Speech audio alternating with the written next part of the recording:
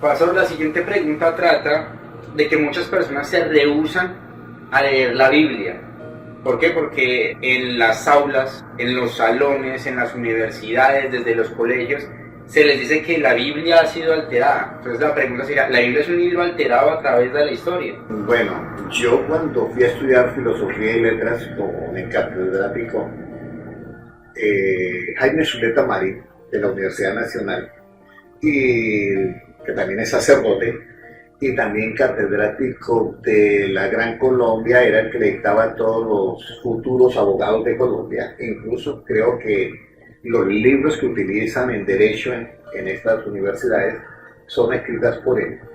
Una de las preguntas que me decían los hermanos: si tú vas a estudiar filosofía y letras, usted va a dejar de creer en la Biblia. Yo dije categóricamente, si a mí me prueban que la Biblia está equivocada, tendré que aceptarlo, pero pruébeme que la Biblia está equivocada. Y una de las cosas es que la Biblia tiene un secreto, es diferente a los demás libros. Uno puede decir, la Biblia se puede alterar, puede quitar físicamente palabras, sacar y dejar otras. Hay un problema, pues la Biblia es como si fuera un enigma, que si tú sacas algo ya se ve que hace falta una pieza. O sea que no se puede sacarle nada porque queda el hueco, queda faltando la pieza. La Biblia es un libro que pudo haber sido alterado alguna vez en la historia por el hombre. Entonces se me está haciendo la pregunta que es pues, totalmente literal al libro. Puede ser alterado en la interpretación de las personas que lo interpretan cada uno desde su punto de vista. Pero el libro en sí no puede, porque va a quedar un hueco. Y voy a dar el ejemplo.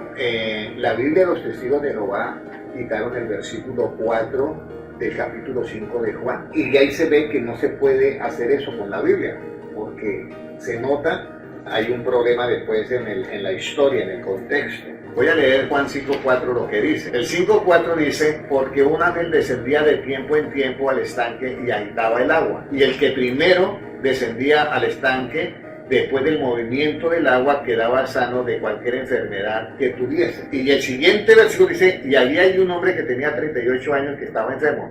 Cuando Jesús lo vio al costado y supo que llevaba mucho tiempo así, le dijo, ¿quieres ser sano? El Señor le respondió el enfermo, no tengo quien me meta en el estanque cuando se agita el agua, y entre tanto que yo voy, otro decirle antes que yo.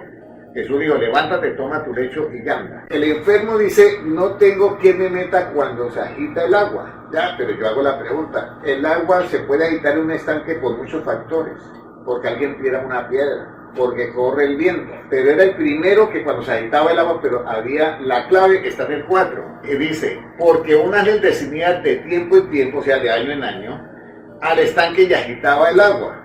Y el primero que descendía al estanque después del movimiento del agua quedaba sano de cualquier enfermedad. Entonces, ese versículo lo quita, digamos, en la Biblia de los Testigos de Jehová. Pero entonces, ¿cuál era la clave de que se agitaba el agua? Porque el agua se agita, porque alguien meta una vasija y la haga se agita, porque lancen una piedra se agita, con que venga el viento y se agite. Entonces, no era solamente que se agitara el agua, había una razón y una causa que tenía que ser agitada cuando era un ángel que venía y la agitaba, el primero que descendía era que era sano. Cuando se quita eso, se pierde todo el sentido. Ahora, hay una controversia ahorita dentro del pueblo cristiano, que hay unos versículos que existen, otros que no existen, cantidad de cosas. Realmente hay dos Biblias, que es la Biblia católica, que tiene 7 libros más, que se llaman libros apócrifos, y la Biblia cristiana, que tiene menos esos 7 libros. La Biblia cristiana se reunieron un grupo más de 1000 y pico de personas que buscaron en los archivos, los pergaminos y todo eso y lo escribieron. Entonces, en la Biblia cristiana no intervino ningún sacerdote, todo fue cristiano. En la Biblia católica intervinieron los sacerdotes. Esos son dos ramas diferentes. Entonces, no que manosearon la Biblia y que colocaron los versículos de Mateo 28, 19, porque los originales no existen, y que después quitaron otro versículo y que colocaron algo que no existe en los originales de Primera de Juan. Resulta que la Biblia fue escrita en hebreo. Cuando se habla de eso se está hablando en griego, y resulta que en griego son copias de las de hebreo. Entonces, si el que pasó sí puede haber eso. que el que pasó a hebreo omitió esos, al griego omitió eso que estaba en hebreo. Los originales de la Biblia es que sí está Mateo 28, 19 y está Primera de Juan. El asunto es que si nosotros comenzamos a ver eso, pues va a salir cantidad de copias en hebreo que van a faltar muchos versículos. Pero volvemos, la clave no está en que si faltan o no faltan, la clave está en lo primero que yo he dicho. Las aguas que sanaban no era porque se agitaran por una vez, no, porque había una razón que había que unirme. Entonces, si yo quito cualquier versículo, se va a ver el hueco. Por ello le decía a estos hermanos testigos de Jehová, le decía, ¿y cómo? Ahí dice, se agita el agua, pero ¿cuál es la causa?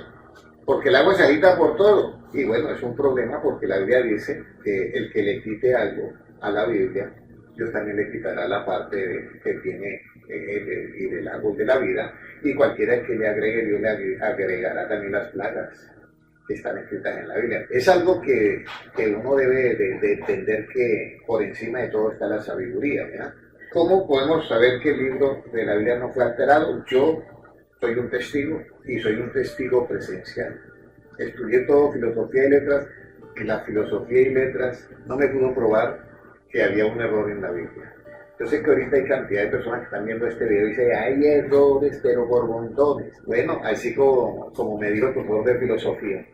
En la Biblia hay un error, y es que en el primer día, para que haya esta luz acá en este salón de conferencias, tiene que estar primero pues el bombillo. Entonces el profesor de filosofía está dando la conferencia, somos muchos alumnos, muchos estudiantes, y dice, hay un error en la Biblia, porque ¿cómo puede haber luz sin bombillo? Y Dios dice, en el primer día dijo Dios sea la luz, pero en el cuarto día es que hace el sol. Entonces está todo al revés. Ahí hay un error en la Biblia. Mis compañeros me dicen, sí, ve Henry, usted sigue creyendo en la Biblia y en la Biblia tiene errores. Déjeme que yo ya ahorita voy a hablar. Ahorita al final el profesor va a dar 10 minutos, que es la acostumbrada a dar 10 minutos. Yo pido. Profesor, nosotros no, por no entender algo, no nos da el derecho de decir que hay un error. Porque yo puedo decir, ahí hay un error, pero el problema soy yo que no entiendo. Y bueno, entonces explícate. Pase al tablero, pasa a ver, Henry. Dice la dispersión de la luz, que está en el capítulo, creo que es 4º o 7º, de la física de José Giros. La dispersión de la luz, dice la dispersión de la luz, así. Mire, la luz del sol vibra entre 400 billones de vibraciones por segundo y 800 billones de vibraciones por segundo, que está el infrarrojo y el ultravioleta, los últimos.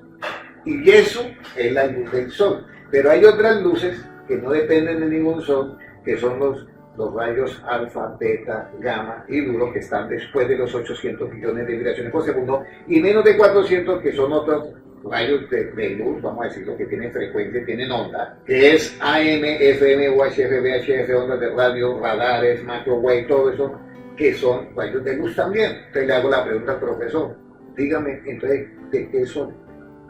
Dice, bueno, pueden venir de otro sol. El profesor, el mismo científico José Quiroz dice que en un cuarto herméticamente cerrado hay rayos luminosos.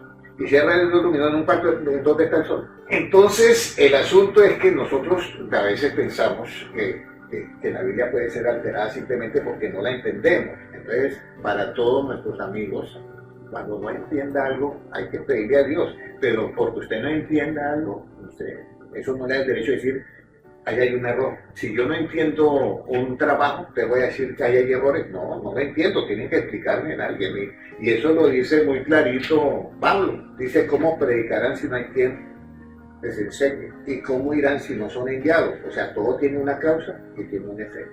Entonces, yo como testigo presencial que estudié filosofía y letras, puedo decir que en la Biblia no hay errores. Amén, pastor.